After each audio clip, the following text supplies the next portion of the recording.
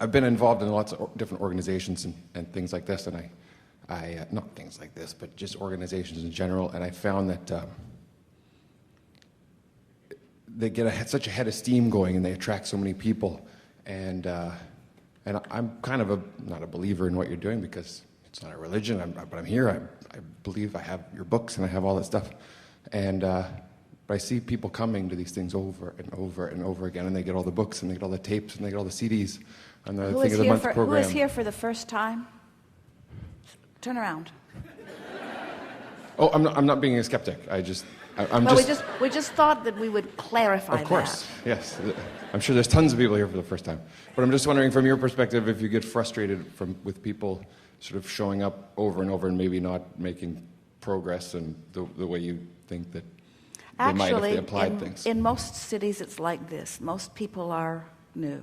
Right. But we appreciate those who return because, in fact, Jerry and Esther say frequently that it feels to them because they stay on the road, right, and they're moving from city to city, and this is their favorite part of life. And they say it feels to them like the same group moves from city to city to city because there is this sort of collective consciousness that is expanding. And so we don't feel frustration. Frustration is not in that vibrational vicinity, but we get what you're talking about. It's kind of the church thing where people keep showing up and not applying, but they keep showing up. They don't actually do anything with it. They just go there. Well, you see, the most important thing to help you to realize why we never feel frustration about this particular topic is that you can't stop having your step one experience. So there's nothing for any of us to do about that. So no frustration there because the contrast is serving you exactly right. No frustration with step two because when your life causes you to ask, we all get the benefit of riding that rocket and becoming what you've asked for. And so your question is, do we ever use you as our excuse to tune ourselves away from where we are? That's what frustration would be. I guess so, yeah. And the answer to that is no, we never do so, that. Right. And if we did do that, then you wouldn't be you. And we would defy our reason for being, and our relationship with you would not be as it is. Do Jerry and Esther get disappointed seeing some of the same faces over and over and no progress in their life? Or? Well, it's interesting that you bring something up about that because we have said to them right from the beginning, there is never a crowd on the leading edge. And Jerry was determined. He was adamant about it. In fact, he did not want followers. He did not want an organization. He resists the idea even of forums or of anything that causes a collection of people to come and any dependency to begin. And so you're hitting upon something that's important to both of them, and it's inherent in what we know too. I'm glad.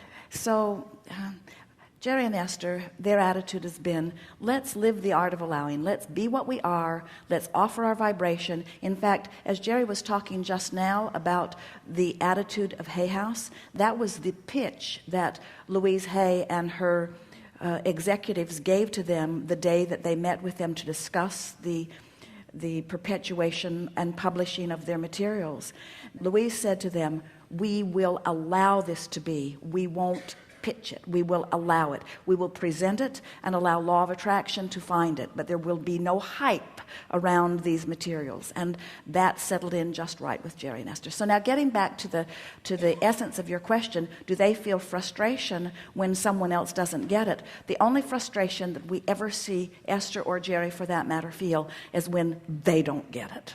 In other words, when they've expanded to a place and they have not allowed themselves to go there, their frustration is only about them not going there. So if they were to see themselves as teachers of better lifestyles, which they do, they see themselves that way, and they were to explore the contrast and they were to see many people not get it, let's say, and out of people not catching on, not being ready for it, they were to launch a rocket of desire that they are looking forward to people finding the ease and satisfaction that they have felt.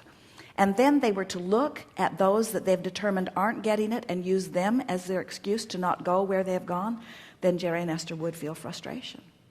But as long as someone is in a place where they're asking, it doesn't matter to Jerry or Esther or any of us where they are in relationship to their understanding of this. If their asking is bright and their resistance isn't much, then we will all have a very good time together.